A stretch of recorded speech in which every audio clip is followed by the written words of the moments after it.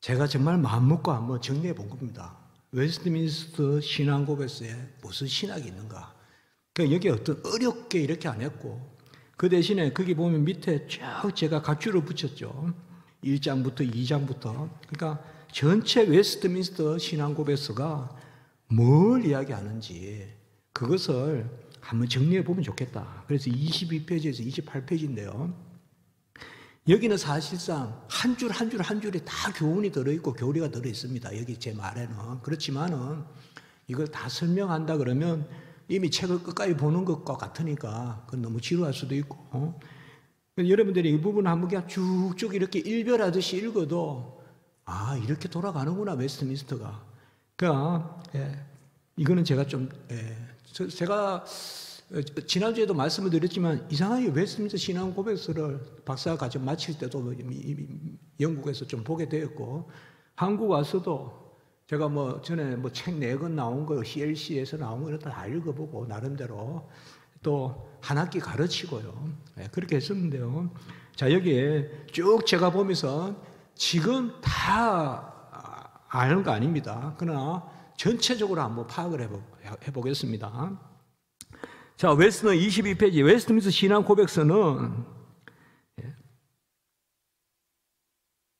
사실 그 각주 9번에 보시면 웨스트민스터 신앙 고백서이라면 이런 걸 우리가 신경이라고도 하고 신앙 고백서라고도 하는데요. 가장 유명한 책이 하나 있습니다. 이건 꼭 알아야 됩니다. 필립 샤프라는 사람이 쓴 책입니다.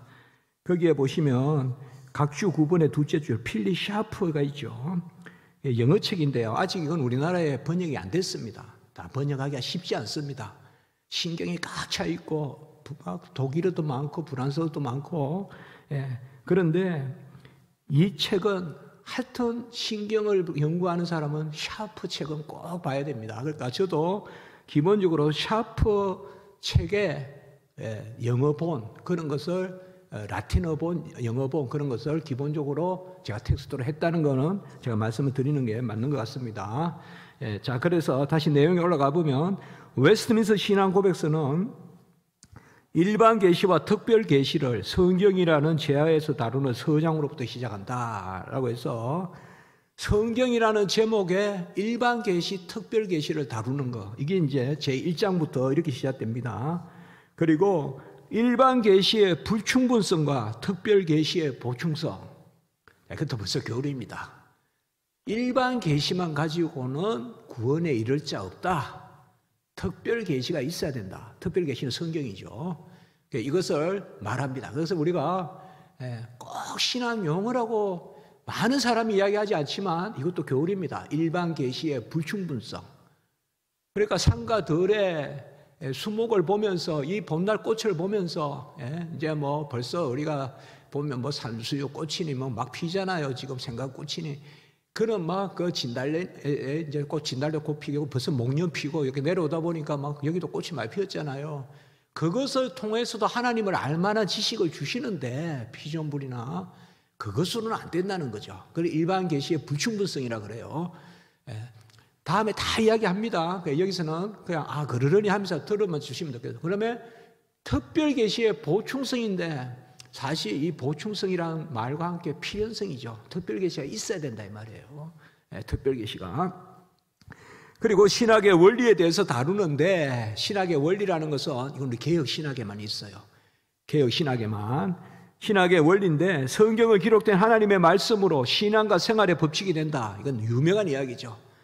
바로 웨스트민스터 신앙 고백서 1장 1조에 나오는 이야기죠. 1장 2조에 나오는 이야기예요.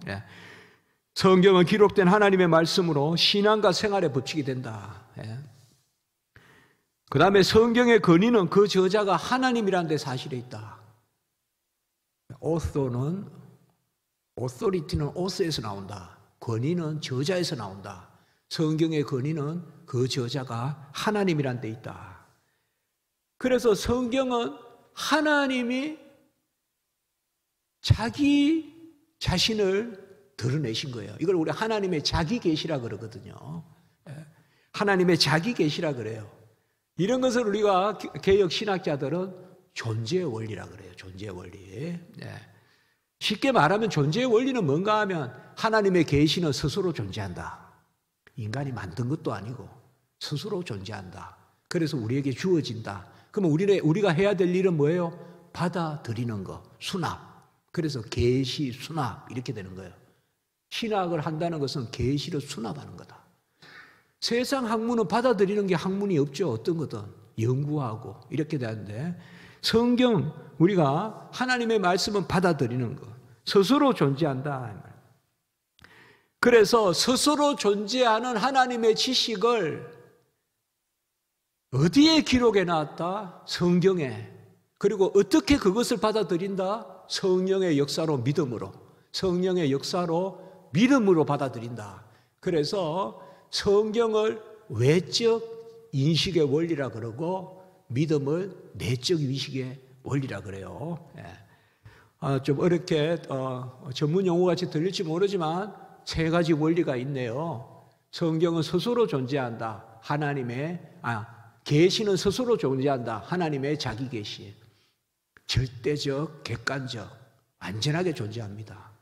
하나님의 것은요, 완성품으로 주어집니다. 항상.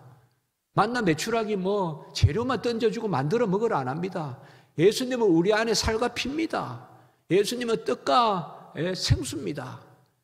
어떤 밀이 있고 떡방앗간에 가서 찧어서 먹으라 안 합니다. 그냥 완성품입니다. 진리도 완성품입니다. 계시도 완성품입니다. 스스로 존재합니다. 이걸 존재의 원리라고 합니다. 하나님의 자기 계시. 그것이 어디에 기록되어 있느냐? 성경에. 이것을 외적 지식의 원리 혹은 외적 인식의 원리라고 합니다. 그리고 그것을 우리가 어떻게 받아들이느냐? 성경을. 믿음이죠. 믿음은 성령의 역사죠. 그러니까 믿음이라고 해도 되고 성령이라고 해도 되고 그거를 내적 인식의 원리라고 합니다.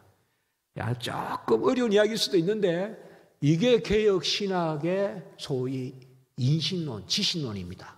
이거 신학의 원리라고 합니다. 옛날에는 신학교 가면 한 학기를 이걸 가르친 겁니다. 근데 요새는 이상하게 이걸 많이 안 가르칩니다. 이걸 가르쳐야 돼요. 신학의 원리를 가르치는 게 신학서론이에요. 그래서 하나님의 진리는 스스로 존재한다. 그것이 성경에 기록되어 있다. 그것을 믿음으로 받는다. 계시를 믿음으로 수납한다. 같이 한번 해볼까요? 우리가 같이 한번 해봅니다. 성경에 기록된 계시를 믿음으로 수납함. 그겁니다. 성경에 기록된 계시를 믿음으로 수납함. 이 원리가 개혁신학의 대원리입니다. 이게. 성경을 완전하며 충족함으로 넷째 줄, 완전성, 충족성. 성경은 완전합니다. 충족합니다. 성경 해석의 무호한 법칙은 성경 자체다. 성경으로 성경을 해석하라. 성경은 살아있는 하나님의 말씀이다. 성경에서 말씀하시는 분은 성령이시기 때문이다. 친히 말씀하시는 하나님의 말씀. 성경이 살아있다는 것은 성경의 문자가 살아있다는 것은 아니에요. 그러나 언제든 성경을 우리가 읽을 때, 묵상할 때, 성경의 말씀을 받을 때 살아계신 성령이 성경으로 역사하는 거예요. 그러니까 살아있는 거예요. 그러니까 언제나 살아있는 거예요. 언제나 성령의 역사가 있으니까. 그렇게 생각하시면 됩니다. 우리가 믿지도 않는데 성경을 모처럼 주었어요. 길 가다가 대전역에서 주었어요. 읽었어요. 은혜란 말은 안 쓰겠죠. 감동이 되는데 이거. 공자 읽었을 때하고 비슷한 감동이 있네. 그거는 우리가 성경이 살아있는 건 아니죠. 그때는. 아니죠. 그거는. 성경을 우연히 어떤 사람이 주어가지고 이렇게 보니까 살인하지 말라. 이거 맞는 이야기네. 이거 참 도덕적으로 괜찮은 이야기인데 성경 괜찮은 책이네. 그거는 우리가 살아있는 말씀의 역사가 아니죠. 그러니까 항상 성경이 살아있다는 것은 믿음으로 받을 때 성령의 역사로. 그러니까 성경은 성령이 친히 말씀하시는 책임으로 살아있는 말씀이다. Living Word of God. 살아있는 하나님의 말씀이다. 그것을 말하고 있어요. 이게 한 줄 한 줄. 성경 해석의 법칙은 성경 자체이고 성경으로 성경을 해석하라. 성경으로 성경을 해석하라. 그래서 자증성이라고도 합니다. 스스로 증거한다. 자, 여기가 이제 성경론이에요. 이게 이제 서론 부분입니다. 제가 크게는 이렇게 쭉 이렇게 한번 정리했습니다. 그 다음에 웨스트민스터 신앙고백서는 삼위일체 하나님의 속성을 성경의 가르침대로 열거하고 한 실체 세 인격에 대해서 이게 삼위일체거든요. 한 본질에 세 인격이 있고, 그리고 삼위일체의 존재와 경륜, 이 말은 경륜은 사역이거든요. 계심도 삼위일체고 일하심도 삼위일체. 아버지께서 이제까지 일하시니 나도 일한다. 요한복음 5장 17절에 그거는 경륜적 삼위일체고, 아버지와 나는 하나이신이다. 요한복음 10장 3절에 10장 30절에 그것은 존재적 삼위일체고, 이거는 우리가 바로 정통신학의 삼위일체론입니다. 존재적, 경륜적 삼위일체. 하나님은 존재에 있어서도 일하심에 있어서 일하심을 경륜이라고 합니다. 그것을 정확하게 개혁신학적 입장을 이야기하고, 창조, 섭리, 구원, 언약, 체결, 상주심을 자신의 기뻐하심에 따라, 기뻐하심에 따라, 이것이 바로 무조건성입니다. 기뻐하심, 원하심, 뜻하심, 이런 단어가 성경에서 무조건성을 이야기하는 세 단어입니다. 대표적으로.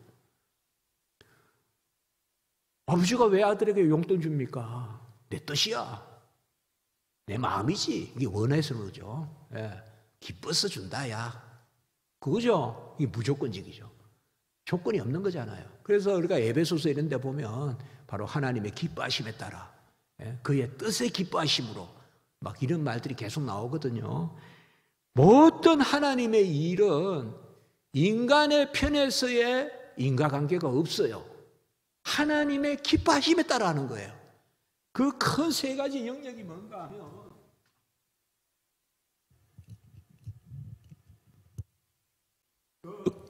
들립니까?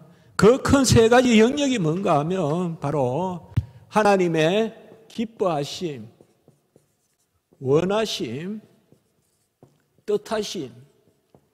이게 뭘 뜻하느냐? 무조건성을 이야기한다, 이말. 무조건성. 이 무조건성 가운데 하나님은 크게 세 가지 무조건성 가운데 계시하시고 창조하시고 구원하신다. 그러니까 하나님의 계시도 무조건적이에요. 왜 우리에게 안 알려주십니까? 알려주셔야 됩니다. 그렇게 우리가 한할 수 없다. 창조도 마찬가지예요. 왜 하나님 사우디아라비아는 나무가 없습니까? 왜 우리나라에 기름이 안 납니까? 그렇게 말할 수 없다. 창조도 하나님의 기뻐하심에 따라, 원하심에 따라, 뜻하심에 따라. 구원도 마찬가지예요. 왜 저 사람은 구원하고 나는 구원하지 않습니까? 그렇게 우리가 한할 수 없다.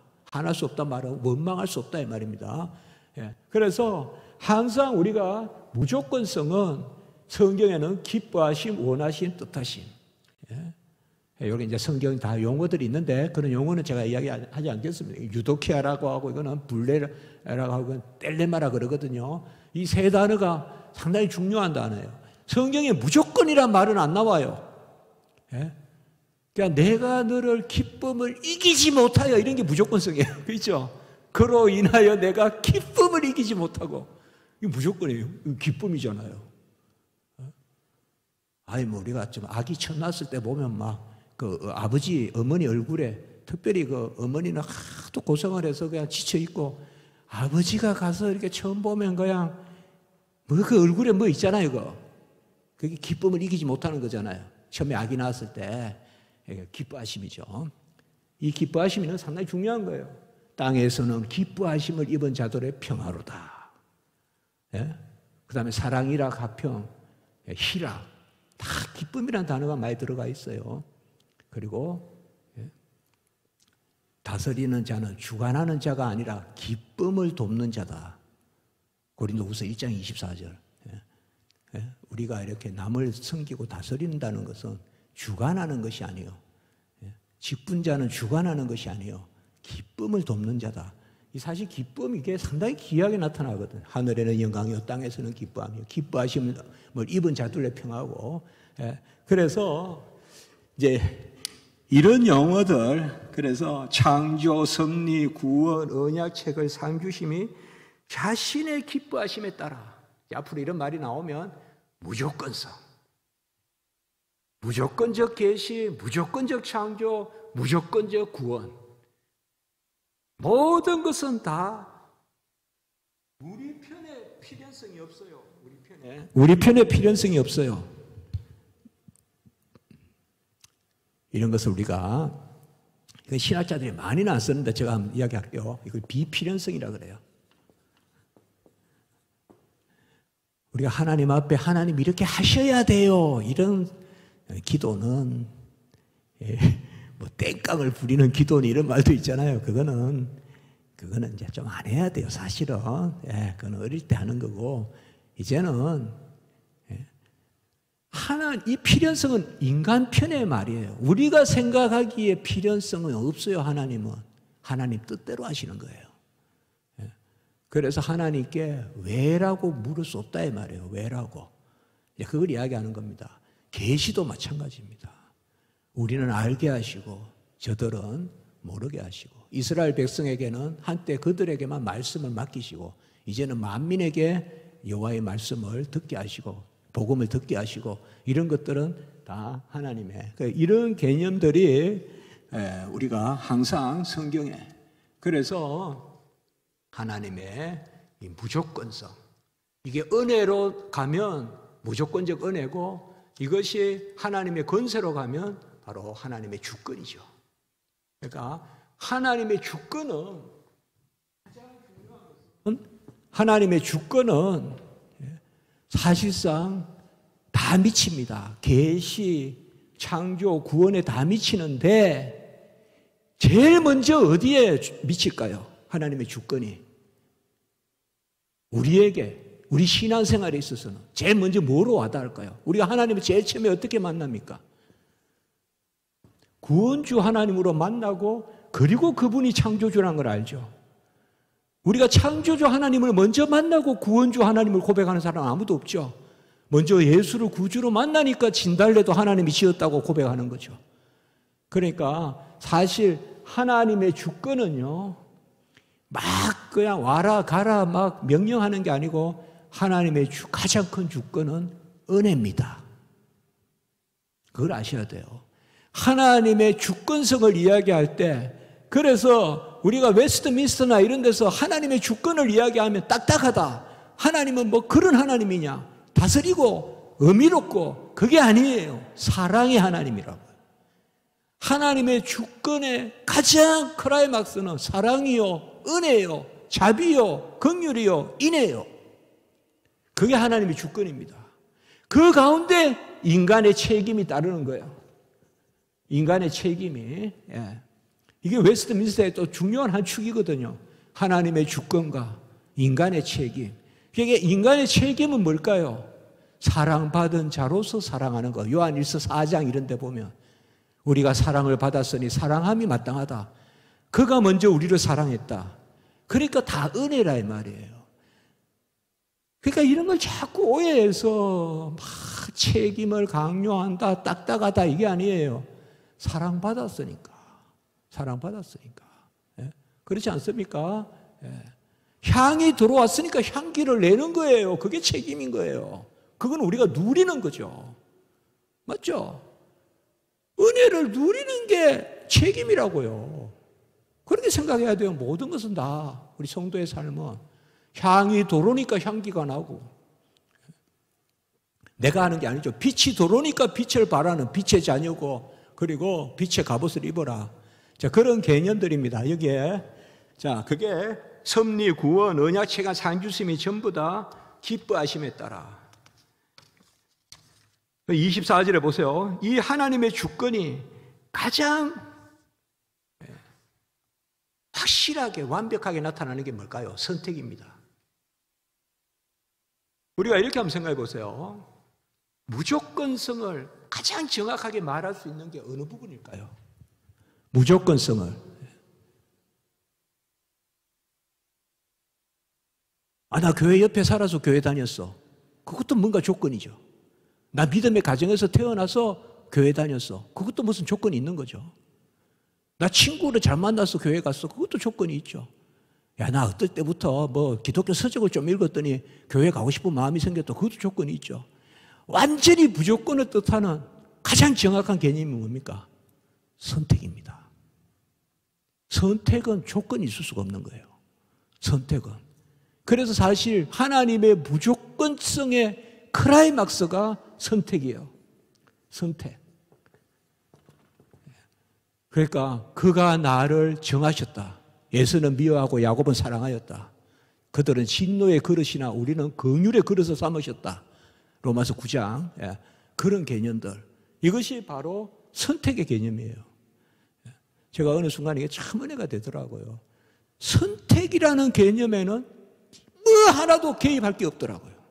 아, 그래서 이게 무조건적 선택, 이게 가장 귀한 개념이구나. 그 생각이 들었어요.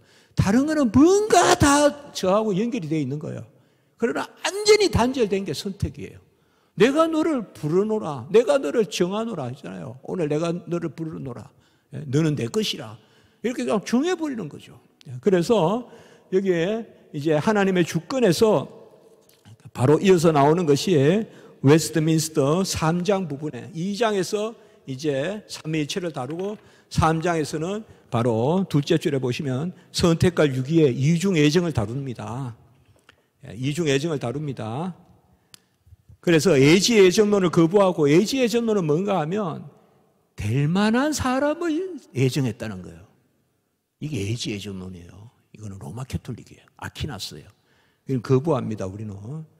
여러분 저 어릴 때부터 뭐 미술 잘 그리니까 미대 가기로 작정했다. 그건 아니잖아요. 우리는 무조건적 선택이잖아요. 그거는 애지애정론은 될 만한 것을 미리 아시고 애정했다는 거예요. 이거 아니죠. 우리는 애지애정론을 거부하고, 그러니까 웨스트민스터 정확하게 이야기하고 있습니다. 그리고 셋째 줄, 애정을 구원서정의 출발로 삼는다. 맞죠? 애정이 먼저 있고 크게 말해서 믿음이 따른다 이 말입니다. 믿어서 선택받은 게 아니라 선택받았기 때문에 믿었다 이 말이죠. 영접을 한 자 그 이름을 믿는 자는 하나님의 자녀가 되는 권세를 주셨으니 이는 혈통으로나 육정으로나 사람의 뜻으로 난 것이 아니야 오직 하나님께로 난 자들이니라. 요한복음 1장 12절 13절. 영접하는 자 그 이름을 믿는 자에게는 하나님의 자녀가 되는 권세를 주셨으니 영접, 믿음 이는 혈통으로나 육정으로나 사람의 뜻으로 난 것이 아니요 오직 하나님께로 난 자들이니라. 선택이 있으니까 영접하고 선택이 있으니까 믿는 거죠. 영접도 선택도 내가 하는 거 아니죠. 이것도 전에 한번 이야기했습니까? 고백도 마찬가지죠. 베드로가요. 주는 그리스도시요 살아계신 하나님의 아들이다. 이를 가르친 것은 혈육이 아니라 하늘에 계신 아버지다. 그럼 됐죠? 영접도 믿음도 고백도 하나님이 택하셨기 때문에, 하나님이 알려주셨기 때문에 우리가 하는 거 아무것도 없습니다. 그런데 다 우리가 합니다. 그 열매 개념입니다. 책임도 항상 그렇게 입니다. 책임도 빛이 들어오니까 빛을 발하고 향이 있으니까 향기를 내고, 그리고 불가항력적인 은혜의 세계 가운데 책임이 있는 겁니다. 이게 책임이란 단어는 우리에게 상급이란 단어하고 통하는 거고, 그렇게 우리가 웨스트민스터를 읽어야 웨스트민스터의 부유함이 보인다 이 말이에요. 그냥 문자만 이렇게 몇 개 보고 이렇게 하면 이렇게 웨스트민스터가 언약의 본질이 뭔가. 자, 그래서 예정을 구원의 출발로 삼고 선택된 백성은 그리스도의 영이 임하고 소명, 칭의, 성화, 영화의 은혜를, 이게는 정구원 가정의 은혜. 그러니까 제가 말하는 살아남도 살아감도 은혜다. 그러니까 정구원 가정이 다 은혜다. 예정과 구원 서정이 기독론적으로 연결되어 있다 이 말은 바로 예수 그리스도 안에서 예정, 그리고 그의 의를 내 것 삼아 주시는, 이제 의의 정가라고 하거든요. 용어가 좀 낯설면 여러분도 이제 나중에 하면 돼요. 정가라는 말은 세상에서는 정가가 조금 부정적으로 쓰이기도 하지만 우리 신학에서는 정가가 언약 개념이에요. 바로 그의 것을 내 것 삼아 주신 머리이신 그리스도의 머리, 언약 머리 정가 이렇게 항상 같이 있어요. 언약 머리 정가. 언약에는 머리가 있고 머리의 것이 내 것이 돼요. 예수님이 우리의 머리시고 그분의 의가 내게 돼요. 그래서 웨스트민스터 신앙고백서에서는 이 개념이에요. 구원도 그리고 예정도 그리스도 안에서, 이런 게 이제 개역 언약 신학입니다. 이런 게. 이게 개역 언약 신학이에요. 이게 아까 언약이라고 했죠. 그리스도가 머리시다. 그래서 그리스도 안에서의 애정, 에베소 1장 4절, 창세 전에 그리스도 안에서, 에베소 1장 4절 그런 개념입니다. 선택과 함께 유기가 함께 예정된 바, 선택과 유기를 함께 이야기하죠. 이걸 이중 애정론이라고 합니다. 정확하게 웨스트민스터 신앙고백서는 이중 애정론을 규정합니다.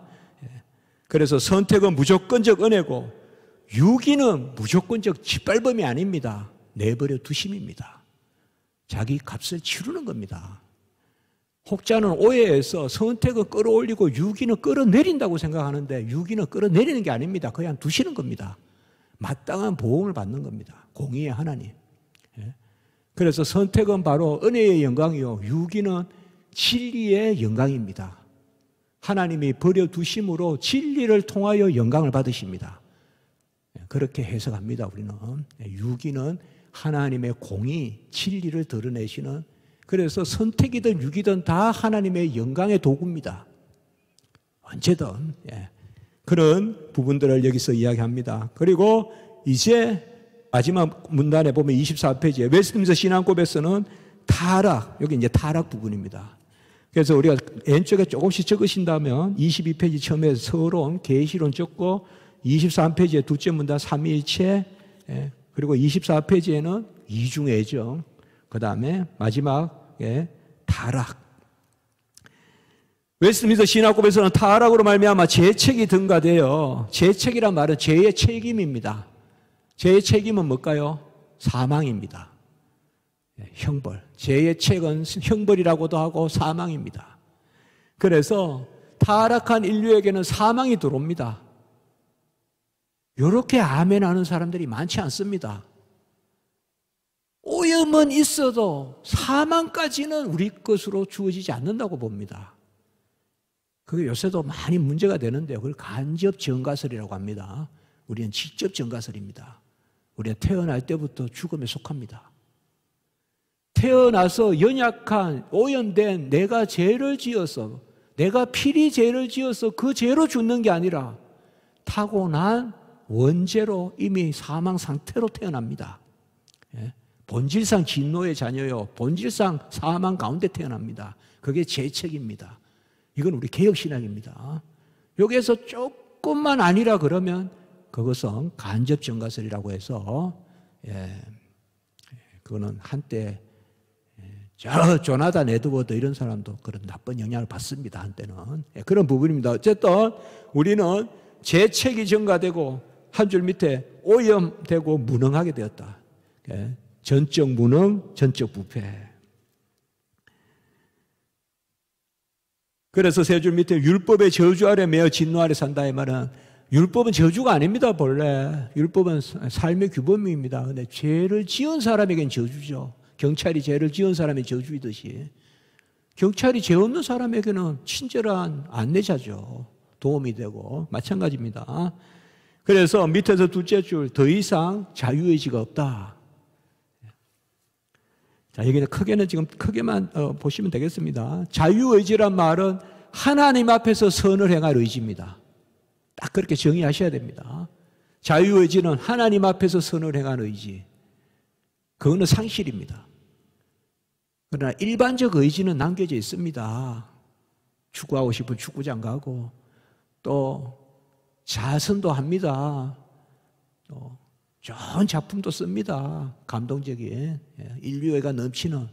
그래봤자 하나님 앞에서 선을 행할 의지는 없습니다. 하나님 앞에서는 뭐예요? 중심을 보시잖아요. 하나님은 중심이 하나님께 가닿아야 받아들여지는 선이잖아요. 중심이 타락했는데 어떻게 하나님께 받아들이겠습니까? 그래서 앞으로 자유의지다 이러면 하나님 앞에서 선을 행할 의지. 코란데요. 하나님 앞에서는 뭐예요? 하나님 뭘 보신다? 다윗을 중심을 보셨잖아요. 중심을 보신다. 그러면 타락한 인류는 중심이 타락했기 때문에 하나님은 태평양에 잉크 한 방울만 떨어져도 더러운 거예요. 하나님은. 예. 중심이 더러운 거예요. 하나님은. 그러면 거듭나야 되죠. 거듭나야 자유의지가 회복됩니다. 그러니까 이제는 타락한 인류는 아무도 자유의지가 없습니다. 우리가 말하는 자유의지는 하나님 앞에서 선을 행할 의지, 곧 구원의 의지가 없습니다. 특별은총의 의지가 상실입니다. 이런 게 우리 정통 우리 입장이잖아요. 자유의지 상실. 그러면 이제 우리가 영 죽게 놔두셨느냐? 25페이지에 하나님은 은혜 언약을 맺으십니다. 이것이 바로 25페이지 첫째 문단에 은혜 언약. 왼쪽에 그래 적으시면 되겠어요. 은혜 언약은 뭔가 하면 인간은 이제 행위를 할 수 없으니까 예수님이 대신 행위하시고 우리는 믿기만 하면 그 행위의 값을 우리 거 삼아 주시는 거. 이게 은혜 언약입니다. 하나님은 공의의 하나님이시니까 약속하신 것을 변개하지 아니하십니다. 이루십니다. 언약의 조건을 충족해야 영생을 얻는 것입니다. 그런데 이제는 타락 이후 아무도 하나님 앞에 조건을 이룰 사람이 없습니다. 그게 행위 언약이에요. 행위를 해서 하나님께 순종할 사람이 아무도 없습니다. 그래서 예수님이 오셔서 이제는 행위 언약의 당사자가 되셨다. 셋째 줄 밑에. 예수님은 은혜 받으러 오신 게 아니잖아요. 순종하러 오셨잖아요. 모든 행위에 순종. 그것을 순종하시고 우리는 이제 예수를 믿기만 하면 그의 의가 우리 것으로 전가돼서 구원을 얻는다.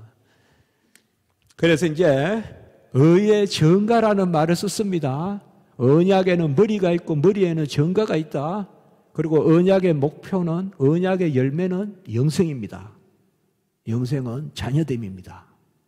이런 말 제가 기가 따갑도록 할 테니까 앞으로 영생은 죽지 않는 거 아닙니다. 죽지 않는 건 지옥에서도 안 죽어요. 죽고 싶어도 안 죽어요. 못 죽어요.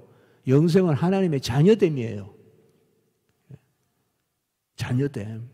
그래서 하나님의 언약을 왜 체결했느냐? 자녀 삼으시려고. 그리고 나중에 또 이야기할게요.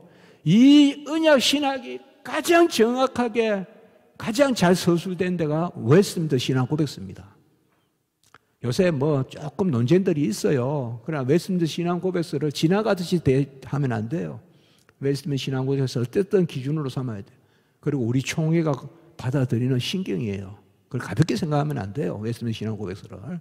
웨스트민스터 신앙 고백서는 바로 예수님께서 다 이루신 그 언약. 그래서 25페이지 넷째 줄 신구약의 경륜은 다양하나 실체는 동일하다. 이 말은 기독교 강요에서 그대로 가져온 글이에요. 이런 거는. 저는 이렇게 이제 바빙크나 뭐 이런 글들 읽다 보면요, 처치 오브 스코틀랜드 신앙 고백서나 진짜 칼빈이 뒤에 걸어 다니는 것 같아요. 각주도 안 붙어 있어요. 근데 그 당시에는 칼빈의 그런 각주도 안 붙여요. 누구나 알만한 글이라고 생각하기 때문에. 여기도 보면 신구약의 경륜은 다양하나 실체는 동일하다. 유명한 이야기거든요. 칼빈의 기독교 강요 2권 10장 11장에 나오는 이야기거든요. 경륜은 다양하나 실체는 하나다. 그대로 여기에 씁니다. 경륜은 질서입니다. 질서. 질서는 구약의 질서, 신약의 질서가 있다 이 말이에요. 구약은 아동기고 신약은 장년기, 성년기고, 그러나 실체는 같다. 그리스도로서. 자, 그래서 언약 신학의 지평이 성경 전체로 확대된다. 그리스도가 이 땅에 오셔서 고난을 받았뿐만 아니라 율법을 다 수행했기 때문에 이게 하나 적으실래요? 완전한 순종이라는 개념이에요. 웨스트민스터 신앙 고백서에 완전한 순종이라는 게 상당히 이것 때문에 회의를 엄청 많이 해요. 완전한 순종, 이 결론에 이르려고. 그러니까 예수 그리스도께서 완전한 순종을 다 이루셨으므로 우리의 생명도 생활도 다 은혜다. 뭐로? 그의 의를 우리 것 삼아 주심으로 의의 전가. 그는 머리시요 우린 지체요. 그의 것이 내 것이 되므로. 언약. 그래서 언약의 지평이 전체 성경으로 퍼져간다. 당연한 이야기죠. 그리고 그 밑에 그리스도는 참 하나님이시자 참 사람으로서, 이거 이제 아까 기독론이죠. 온갖 고난을 당하시고 율법에 전적으로 순종하셨다. 저는 이걸 당하신 순종, 행하신 순종 이런 개념이라고 해요. 네. 이것도 나중에 같이 이야기하겠습니다. 모든 율법을 다 지키시고, 수법, 지킬 숫자, 율법할 때 법자, 법을 지키시고, 우리 박영현 박사님 이런 분들 이렇게 번역했어요. 수법, 모든 법을 지키시고. 그래서 네 줄 밑에 개혁주의 위격적 연합 교리는요, 이것도 신앙 교인데 예수님은 한 분이시되 하나님이시자 사람이시다는 거예요. 그래서 신인 양성이시다. 신성과 인성의 두 본성이 한 인격이시다. 위격이시다. 그겁니다. 자, 그리고 보혜사 성령의 임재죠. 밑에서 넷째 줄. 보혜사 성령은 원보혜사는 그리스도십니다. 그런데 그리스도의 의를 우리 것 삼아주시는 그 영이 신약시대 오순절 보혜사 성령입니다. 예수님이 잡히시던 밤에 요한복음 14장에서 16장까지 무려 3장을 계속 말씀하신 게 보혜사 성령에 대한 것입니다. 그래서 이것이 우리에게 주어지면, 이 영을 받으면 그리스도의 의가 우리의 것으로 전가됩니다. 그래서 의의 전가 방식은 보혜사 성령의 임재다. 이게 최고의 기쁨 아닙니까? 예수님이 이 땅에 마리아의 몸에 전가같이 잉태되시고 나시고 사시고 죽으시고 고난당하시고 장사되시고 부활하시고 성천하시고 보좌 우편에 계시고 모든 그것이 다 나를 위한 것이잖아요. 의의 전가. 그 의가 내 것이 되려면 어떤 일이 일어나야 돼요? 보혜사 성령이 임해야죠. 보혜사 성령이. 그 자연이 뭐예요? 그리스도의 의를 내 것 삼아 주시는 성령의 역사, 특별히 신약시대 성령의 역사, 그걸 보혜사 성령이라고 하고, 이 성령은 특별히 로마서 8장 9절에서는 그리스도의 영이라고 한다 이 말이에요. 로마서 8장 19절, 8장 9절 그리스도의 영. 그래서 제가 이 그리스도의 영이라는 개념은 상당히 중요하게 여겼거든요. 근데 웨스트민스터 신앙고백서에 최소한 7번, 8번 나와요. 보혜사 성령은 그리스도의 영이다. 이거 주목하셔야 돼요. 그리스도의 영이라고 왜 불렀을까요? 동일한 성령이에요. 바로 그리스도의 것을 내 것 삼아 주는 거니까. 그 영이 임하면 그리스도와 함께 자녀되고 함께 상속자 되고, 로마서 8장 17절. 그리고 그리스도와 함께 자녀로서 하나님을 아빠 아버지라 부르고, 로마서 8장 15절, 갈라디아 4장 6절. 이런 역사가 일어나니까 그리스도의 영이다. 이게 또 가장 강하게 전면에 등장하는 게 웨스트민스터 신앙 고백서예요. 이게 은혜가 넘친다고요, 지금. 그러니까 언약 개념, 보혜사 성령 개념, 그리스도의 영의 개념, 그의 것을 우리 것 다 삼아주시는 의의 전가 개념. 그래서 26페이지에 보면 셋째 줄에 언약의 두 기둥은 아버지의 사랑과 아들의 공로거든요. 쉽게 말하면 하나님은 진리, 공의 가운데 사랑이시잖아요. 분명히 의는 이루셔야 되거든요. 의를 이루시는 방식이 뭐예요? 아들을 주시기까지 사랑하시는, 로마서 8장 32절. 아들을 아끼지 아니하신 분이 아들과 함께 모든 것을 주시지 않겠느냐. 아들을 아끼지 아니하신 분이 생명, 그와 함께 모든 것을 주지 않겠느냐. 생활, 로마서 8장 32절. 생명도 생활도 살아남도 살아감도 은혜다. 다 그렇죠. 이 로마서 8장이 상당히 이런 부분에 중요한 장이거든요. 그래서 언약의 두 기둥은 뭐냐? 아버지의 사랑과 아들의 공로 혹은 은혜. 요한복음 3장 16절 생각하시면 돼요. 하나님이 세상을 이처럼 사랑하사 독생자를 주셨으니. 그게 요절이에요, 요절 이게. 그러면 우리는 뭐만 하면 돼요? 이는 그를 믿는 자마다 이제 다 들어있는 거예요, 여기에, 요절이. 예. 로마서 3, 아니, 요한복음 3장 16절에. 여기에 하나님이 세상을 이처럼 사랑하사, 사랑, 독생자를 주셨으니, 진리, 공의, 예? 공로. 그러니까 언약의 두 주는 아버지의 주권적 사랑과 아들의 공로다. 아버지는 아들을 주시기까지 사랑하고 아들은 아버지의 원대로 뜻을 이루셨고, 겟세마네 기도죠.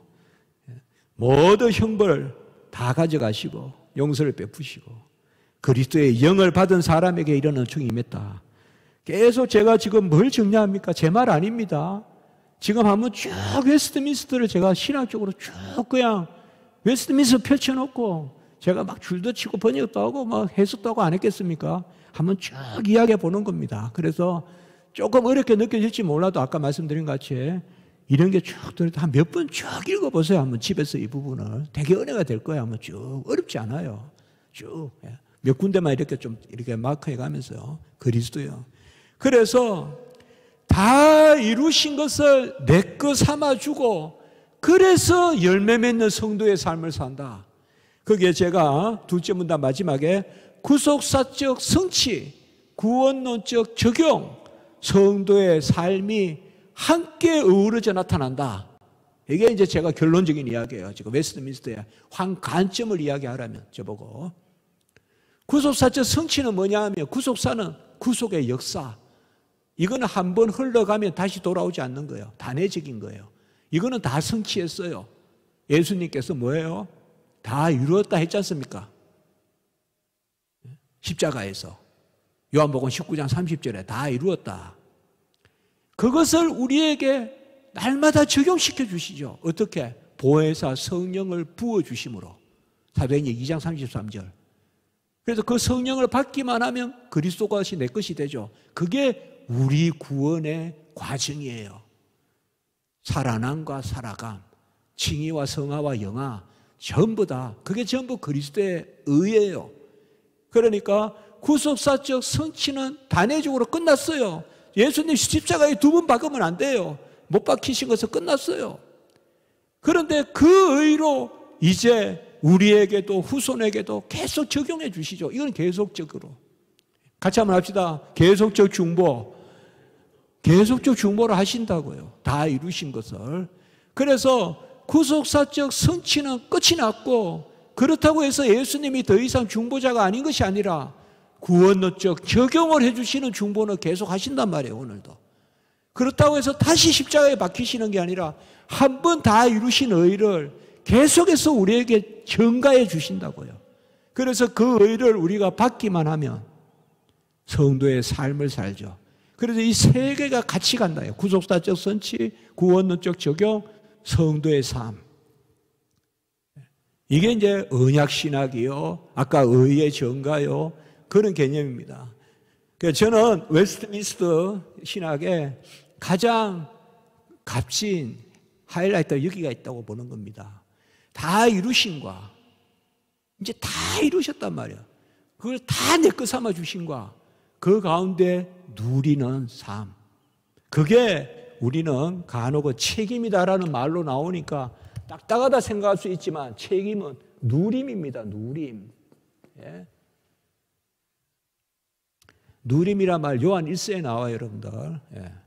우리가 사귐을 누리고 그와 사귀고. 예. 그 코이노니아예요, 그거. 요한 1서 1장에 나와요, 우리가. 예. 요한 1서예요. 누린다 이 말입니다. 잘 누리는 것이 성합니다.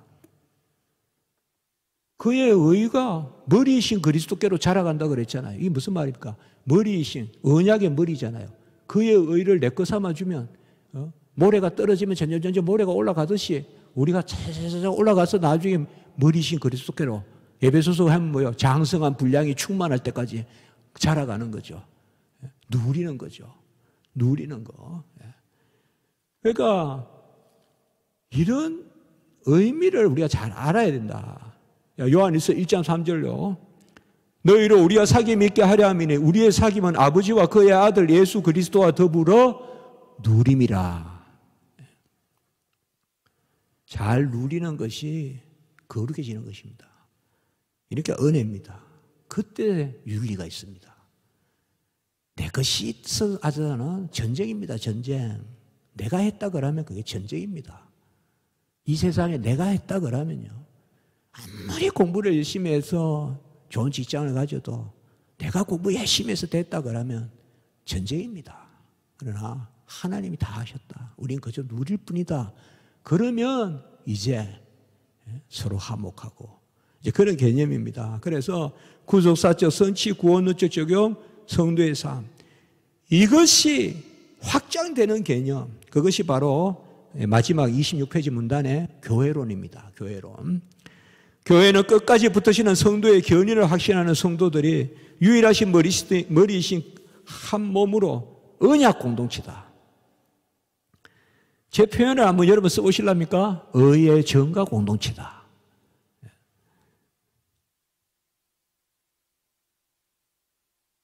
좋지 않습니까? 의의 정과 공동체. 그의 의를 내거 삼아 주신 사람들의 모임이다, 이 말이에요. 언약이란 말이 머리고, 머리이신 그리스도, 몸된 교회, 그리스도의 몸된 교회. 이 사실 웨스트민스터 이 교회론도 악건입니다, 악건. 교회는 그리스도의 은혜 가운데 성령의 역사로 성도들의 모임이고, 여전히 거룩함은 있지만 완전함은 없다. 그렇죠. 그래서 개혁된 교회는 항상 개혁되어지고 있어야 한다. 성도가 완전하지 않듯이 교회도 완전하지 않다. 로마 캐톨릭은 교회가 완전하다 그러잖아요. 무오하다 그러잖아요. 오류가 없다 그러잖아요. 우리는 아니죠. 우리는 교회와 성도의 구원과 교회로는 같이 갑니다. 성도가 불완전하듯이 교회도 불완전하고 아직까지 이 땅에서 똑같이 갑니다. 똑같이 항상. 그래서 거듭남의 표와 입교의 표 동시에 세례 때 인치입니다. 같이 갑니다. 같이. 거듭남과 입교 같이 가잖아요. 세례 때. 그리스도의 영에 의해서 서로 교통하며 고백하며 섬기고, 무형교회와 유형교회에, 우리가 옛날에 우리 선배님들께서는 무형교회라고 번역했어요. 근데 보통 요새는 신학에서 비가시적 교회라고 그럽니다. 문자 그대로는 비가시적이 맞습니다. 본래 신학 용어는 invisible church입니다. 그러니까 비가시적 교회라고 쓰시되 무형교회란 말을 틀렸다고는 하지 마시고요. 우리 선배님들은 비가시적 교회를 무형교회라고 표현했습니다. 그 다음에 가시적 교회는 우리가 다니는 교회 있지 않습니까? 비가시적 교회는 택함 받은 사람들의 총수가 비가시적 교회입니다. 가시적 교회는 우리가 매일 다니는 교회, 가시적 교회는 아직까지 가라지도 있어요. 어거스틴 표현으로 하면 일이 또 있어요. 교회 안에. 교회 안에도 일이 있고 교회 밖에도 양이 있다 그랬거든요. 그런데 불완전한 교회도 참 교회예요. 고린도 교회가 그렇게 다툼이 많았어도 사도 바울은 하나님의 교회라고 불렀어요. 인사말에. 주님의 교회, 하나님의 교회예요. 그것은 뭔가 지상의 교회는 완전하지는 않지만 그렇다고 해서 거짓 교회는 아니에요. 그러니까 막 항상 보면 신비주의자들이 막 항상 보따리 싸려고 하는 사람들 있잖아요. 막 교회가 이래, 뭐 불완전해. 그래 항상 떠나는 거예요. 강야로 나가고 뭐 어디 따로따로 모이고 그게 맞지 않다는 거죠. 교회는 그래서 두 가지 교회론이 나오는 거예요. 지상의 교회는 완전하지 않지만 택함 받은 사람들의 총수인 교회 개념이 있다 이거죠. 그게 바로 비가시적 교회라는 개념이에요. 그래서 우리의 교회 고백은 보이는 교회와 보이지 않는 교회를 밑싸움이라가 다 포함되는 거예요, 여러분들. 우리가 사도신경 고백할 때. 이게 웨스트민스터 신앙 고백이에요. 그리고 웨스트민스터 신앙 고백서는 뭐예요? 보이는 교회와 보이지 않는 교회, 이 교회는 어디에나 있어야 되고 언제나 있어야 되고 누구에게나 있어야 된다. 그걸 우리가 보편성이라고 합니다. 그러니까 보편교회 개념을 또 강조합니다. 여러분 땅끝까지 내 증인이 되란 말은 땅끝까지 교회를 세우란 말과 똑같습니다.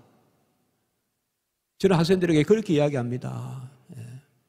개척하는 것을 예로 생각하지 마라. 주의 종이면 당연히 개척은 생각해야 된다. 그러나 위임 자리가 있거든 가거라. 마음은 그렇게 먹어야 된다. 마치 개척을 이상한 것 하듯이 위임받는 게 당연한데 그렇게 생각하면 안 된다. 진달래가 많이 피어 있지만 어느 구석에 군락을 이루어 피는 진달래도 있지만 어느 구석에 진달래가 하나 피어 있기도 하잖아요. 어디 산은 산곡에 어느 산 거기에도 나비가 있고 벌이 있잖아요. 그런 어느 외진데 한 그루의 교회도 있어야죠. 저는 그렇게 생각해요. 왜 자꾸 인간 계산법으로 생각하냐고요, 교회를. 그러니까 기본적으로 그러나 누구나 교회를 개척해야 된다는 건 아니다. 그러나 주의 종이라면 개척 마음은 가지고 있어야 된다, 최소한. 땅끝까지 증인이 되란 말은 땅끝까지 교회를 세우란 말과 똑같은 이야기예요. 그게 보편교회 개념이에요. Everyone, 모든 사람에게, everywhere, 어디든지, every time, 언제나 교회는 있어야 된다. 이게 보편성이에요. 그래서 땅끝까지 내 증인이 되라. 어디에나. 세상 끝날까지 너희와 함께 있으리라. 마태복음 28장 20절. 언제나. 모든 사람에게, 모든 족속에게. 마태복음 28장 19절. 그러니까 다 이 개념이죠. 그러니까 웨스트민스터 신앙 고백서에서 교회론에 있어서 보편교회를 강조하고 교회는 어디나 있어야 되고 유형교회, 무형교회, 가시적 교회, 비가시적 교회를 강조하고 결론은 뭐냐? 그 머리가 그리스도시라는 거죠. 머리가 그리스도시다. 이게 가장 잘 기록된 게 웨스트민스터 신앙 고백서예요. 교회론에 대해서. 그래서 27페이지에 보시면 유무형의 교회가 보편교회고 거기에 교회의 비밀이 있고 그 첫째 줄에 그리스도를 머리로 한다. 세례는 그리스도의 연합의 시작의 표고 성찬은 계속의 표다. 제가 이런 표현을 잘 씁니다. 세례는 그리스도의 연합의 시작의 표, 성찬은 계속의 표. 아까 사귐이란 말도 써봐도 돼요. 사귐의 시작의 표는 세례, 사귐의 계속의 표는 성찬. 칭의의 표는 세례, 성화의 표는 성찬. 그러면 시작이 없으면 계속이 없죠. 그러니까 세례가 없으면 성찬에 참여할 수 없습니다. 저 화형을 당한 보헤미아의 후스는 세례를 안 받아도 성찬에 참여할 수 있게 하자 그랬어요. 후스파요. 그건 틀렸어요. 우리나라에도 한때 그런 분이 계셨어요. 오카는 목사님이 한때 그런 말씀을 좀 하셨어요. 세례 안 받아도 성찬에. 그건 말 안 되는 이야기입니다. 그건 말이 안 됩니다. 그거는 있을 수 없는 이야기입니다. 항상 교리는 쉽게 이해하면 안 됩니다. 여러분들. 다 깊은 뜻을 가지고 있습니다. 교리는. 쉽게 좋은 게 좋다고 이야기하다가 큰 코 다칩니다. 그래서 세례와 성찬 그리고 건징도 강조하고요. 교회의 순수함을 지키기 위한 건징. 그래서 건징은 무너뜨리는 것이 아니라 세우는 것이다. 그리고 대회, 협의회 이런 거 오늘날로 말하면 노회, 그리고 또 대회, 총회 이런 개념들 그런 거 좀 보시면 됩니다. 자, 그리고 마지막 문단에 이제 여기까지는 교회론이죠, 여러분들. 너무 막 헤비하게 가닿는 거 아닌지 모르겠는데 지금은 끝이 아닙니다, 여러분. 그러나 간혹 우리가 공부하다 보면 그런 거 있잖아요. 먼저 개념을 그냥 딱 이야기해주고, 좀 낯선데? 그런데 다음에 이제 읽을 때 다시 나오면 익숙해지잖아요. 그렇게 생각하시면 될 것 같아요. 오늘 여기 이런 이야기들을 했는데. 그리고 이제 마지막에는 바로 종말론 부분입니다. 아까 이야기했던 종말론. 우리가 32장, 33장에 32장은 부활, 33장은 심판 이렇게 나온다 했잖아요. 사람의 육신은 죽으면 흙으로 돌아가나 영혼은 온전한 구속을 기다리고 심판의 날을 기다린다. 마지막 때 온전한 연합을 이룬다. 마주 본다. 이런 개념들요. 그리고 28페이지에 선악간의 최후의 심판을 받는다. 그리고 선택받은 자들, 유기된 자들 해서 이중 애정론의 연장선에서 이야기하고 있습니다. 그게 뭐예요? 창세전에 정해졌다는 거죠. 그러니까 애정론과 종말론은 통하는 겁니다. 왜요? 견인이 있으니까. 애정과 종말은 견인이 있으니까요. 끌고 가심이 있으니까 하나님이. 그런 측면에서 강조가 됩니다. 자, 이것이 전체적으로 한번 설명해 본 내용입니다. 웨스트민스터 신앙 고백서가 이런 내용을 가지고 있다. 이제 한번 결론적인 이야기를 잠깐 해보겠습니다. 조금 더 보고 그렇게 제가 맺도록 하겠습니다. 28페이지 보시기 바랍니다. 자, 여러분, 제가 지금까지 말씀을 드렸지만 웨스트민스터 신앙 고백서는 언약 신학이다. 그리스도의 의, 그것을 우리 삼아 주신 이것이 전 구원 과정에 미친다. 생명과 생활과 살아남과 살아감 다 미친다. 그걸 끝까지 견인하신다. 그리고 아까 구속사적 성취, 구원론적 적용, 성도의 삶, 이것이 얼마나 다이나믹하게 연결이 되느냐. 그러니까 저도 사실 그런 생각 안 한 것은 아니거든요. 뭐 신학교 다닐 때 무슨 생각을 했는지 웨스트민스터 사실 다 읽어보지도 않았습니다. 신학교 다닐 때. 물론 뭐 학교 수업이 있어서 교회 정치라고 듣기도 했고, 무슨 12신조는 뭐 노예에서 외우기도 했고, 그렇지만 웨스트민스터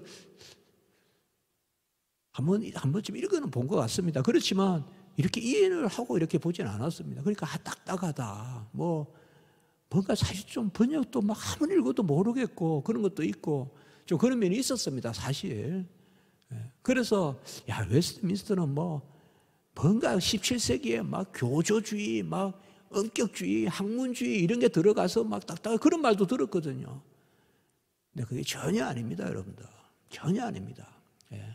언약신학의 부요함, 그리고 은혜, 삶, 이런 게 다 들어있습니다. 이 웨스트민스터 신앙고백서예요. 아마 우리 한국에서 웨스트민스터 신앙고백서 저만큼 이렇게 좋게 보는 분이 잘 없는 것 같은데 저는 제가 맞다고 생각합니다.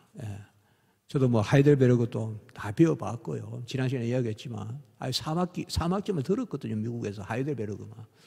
그런데 이런 부분을 우리가 좀 잘 생각해야 된다. 저에 못지않게 격찬하신 한 분이 계십니다. 박영년 박사님이십니다. 박영년 박사님도 웨스트민스터를 그렇게 격찬하셨어요.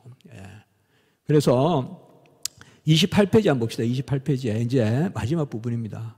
우리가 성경을 밝히 해석한 책으로 웨스트민스터 신앙 고백서를 받는 한 우리가 서 있는 자리는 분명하다. The place we stand. 우리가 서 있는 자리. 이제 미국에 가면 이 책 이름이 있어요. 이게 그 CRC에서 나온 책인데 우리가 어느 신앙에 서 있느냐. 우리 웨스트민스터요. 언약 신학으로 가장 뚜렷하게 특징되는 개혁 신학 그리고 신앙 그 전통성이 변정된 것이 개혁주의라면 죽상 박영용 박사님은 개혁주의의 신학 원리는 오직 믿음으로 그리고 신구약을 전부를 연관된 말씀으로 받고 정확무오한 법칙으로 인정하고 그 성경관에 서 있다 이렇게 하였는데 이 성경관이 가장 뚜렷하게 전개되는 게 사실상 웨스트민스터입니다. 그 웨스트민스터의 가장 큰 토막을 이야기하면 성경관 이게 정확하고요. 성경무오, 영감 아까 성경의 근위 제가 제일 앞에 이야기했죠. 그리고 나머지 전체 다는 언약신학 이렇게 보면 됩니다. 결국 언약신학이 신구약이거든요. 그렇게 보면 딱 한마디만 하라면 뭘까요? 지난 시간에 해줬지만 솔라 스크립추라 오직 성경. 그래서 다시 우리가 아까로 돌아갑니다. 종합적 체계적 방법 성경 전체의 지식을 돌아보는 그 성경에 있어서 아까 성경이 충족하다, 완전하다, 무오하다, 또 성경이 연관됐다, 권위가 있다, 이런 성경에 대한 가장 정확한 표현들, 또 66권만 정경이고 외경은 인간의 책에 불과하다라고 말한 것도 웨스트민스터밖에 없어요. 다른 신경들은 외경도 도움이 된다 이렇게까지 이야기했는데 딱 잘라서 아니라고 했어요. 66권밖에 없다 이거예요. 오직 기록된 성경밖에 없다. 이게 바로 웨스트민스터입니다. 그래서 금방 우리 박영년 박사님께서 이 평을 내리신 이 부분이 바로 웨스트민스터에 관한 그런 평입니다. 이게 우리 개혁신학의 핵심이 바로 신앙과 행위의 무한 법칙 아까 1장 2조에 있었지 않습니까?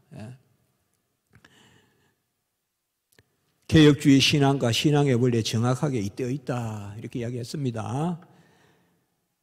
여러분 간혹 어떤 교단에는 웨스트민스터가 35조가 되어 있는 데가 있습니다. 장신 같은데 우리는 33조입니다. 아니 33장입니다. 그게 무슨 일일까요? 자, 29페이지 봅시다. 잠깐만 그거 설명하고 오늘 마칠게요. 네. 거기에 29페이지 보시기 바랍니다. 자, 영국에서 미국으로 이주한 장로교도, 여기 이제 유명하게 이제 뭐 매사추세츠 하고 이주하지 않습니까? 그래서 1729년에 대회를 엽니다. 그래서 웨스트민스터 신앙고백에서 대소유리 문답을 표준으로 받고요. 웨스트민스터 신앙고백에서 23장, 31장을 조금 수정합니다. 이건 뭐예요? 국가교회 개념이 남아있다 해서요. 이건 잘 수정한 겁니다, 이때는. 그런데 미국이 점차 신학이 알미니우스주의, 이성화돼 갑니다. 그게 바로 PCUSA입니다. 지금 미국의 장로교가 가장 큰 교단이에요.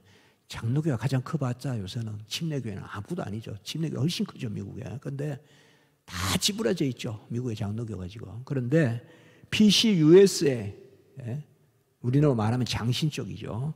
1789년에 PCUS가 창설되어서 웨스트민스터 신앙고백에서 대소유리 문답이 채택되고 시대적 조류에 부응한다는 미명하에 신앙고백서에 대한 수정을 합니다. 이거 제가 이제 33장 하면서 해당하는 부분 조금씩 설명을 해드릴게요. 그때마다 가서.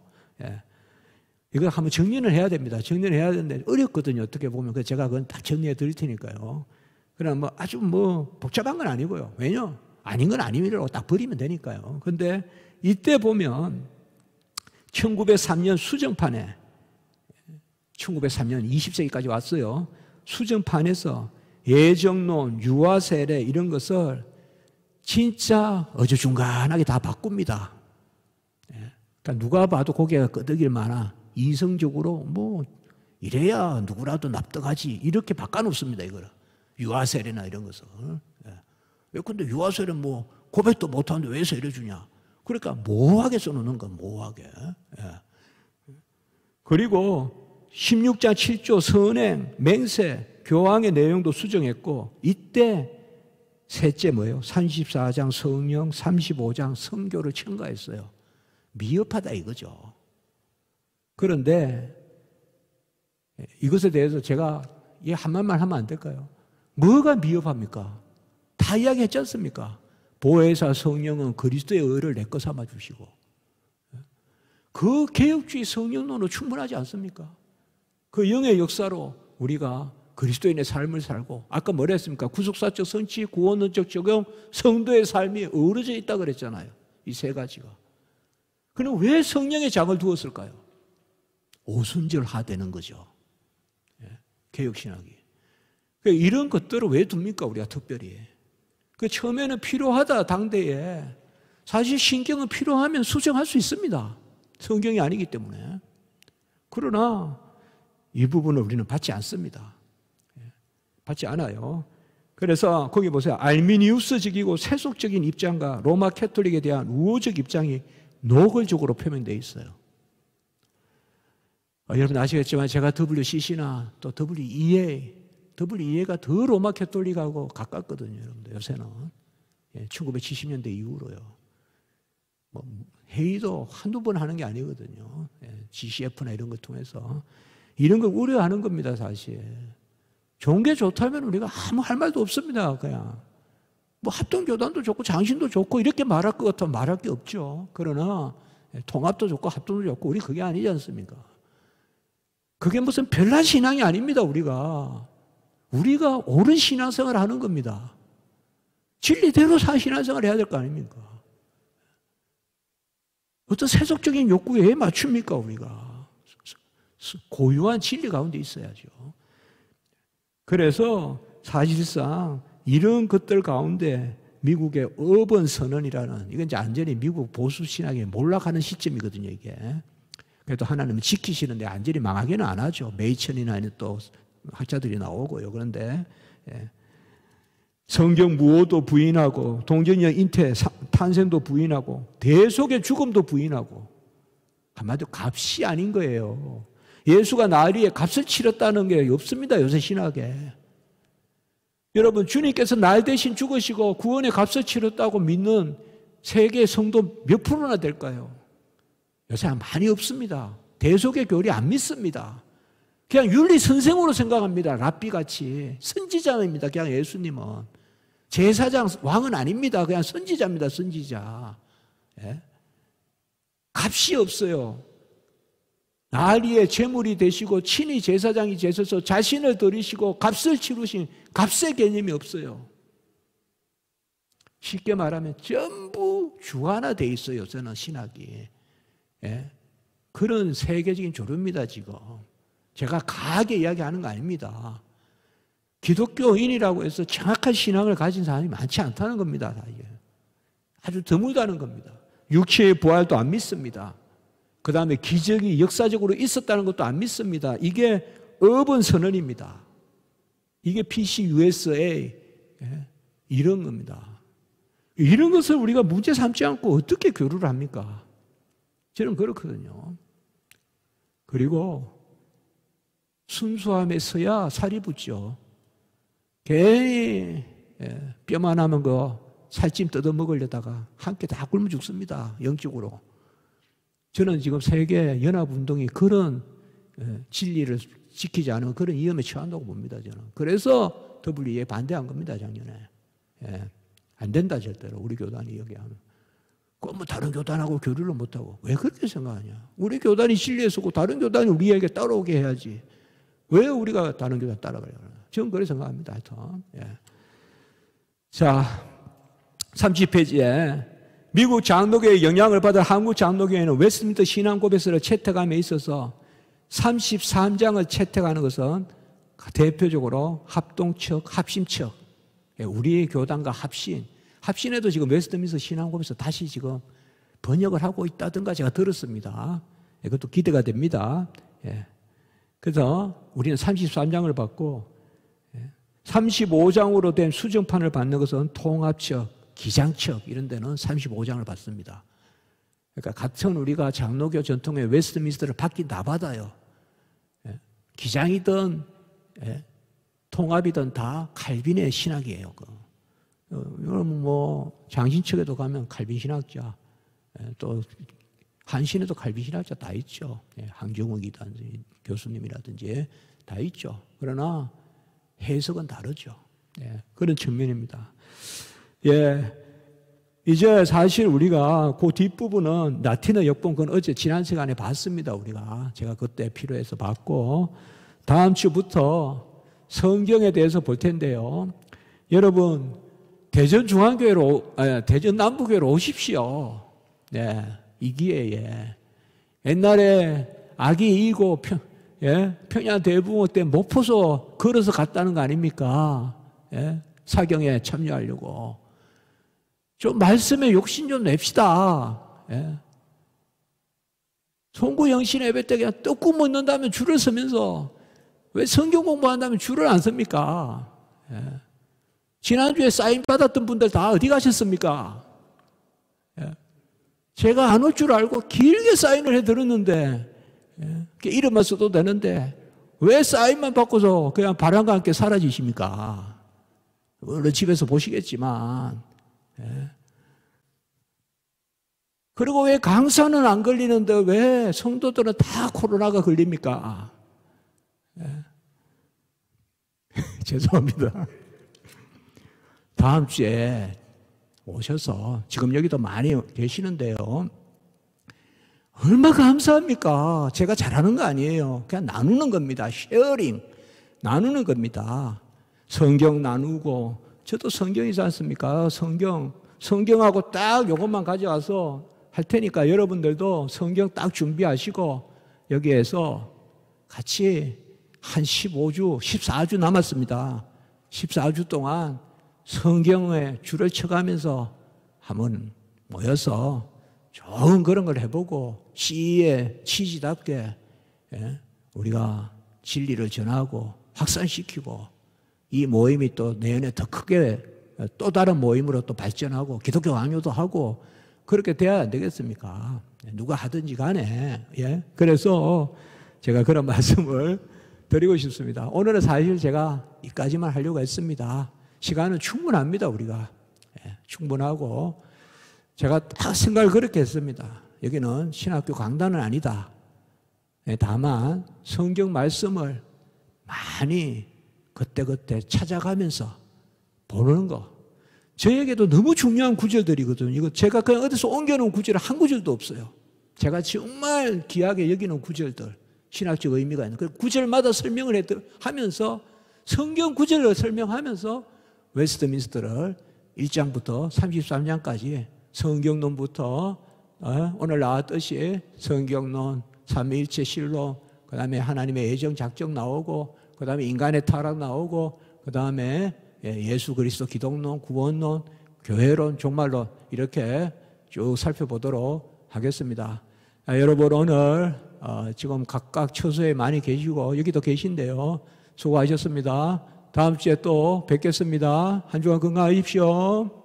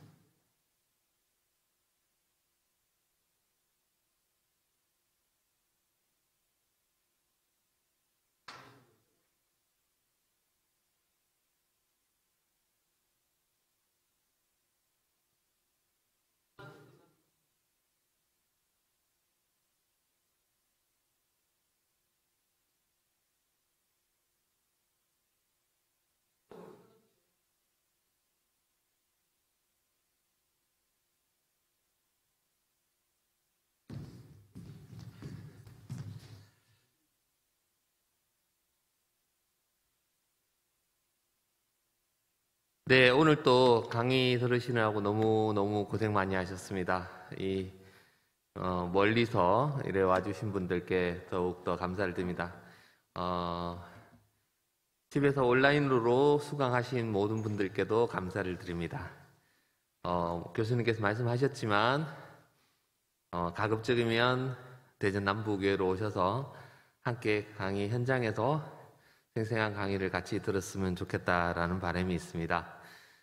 다음 주에 역시 이곳에서 제 상강이 이루어지겠습니다. 상강까지는 오픈 강의입니다. 그리고 목요일마다 하는 교양 강의도 지금 조회수를 보니까 굉장히 인기가 많은 것 같습니다. 이번 주에도 목요일날 여전히 오픈 강의로 진행됩니다. 목요일날 교양 강의도 많이 참석해 주실 것을 부탁드리겠습니다. 감사합니다. 한 주간 평안하십시오.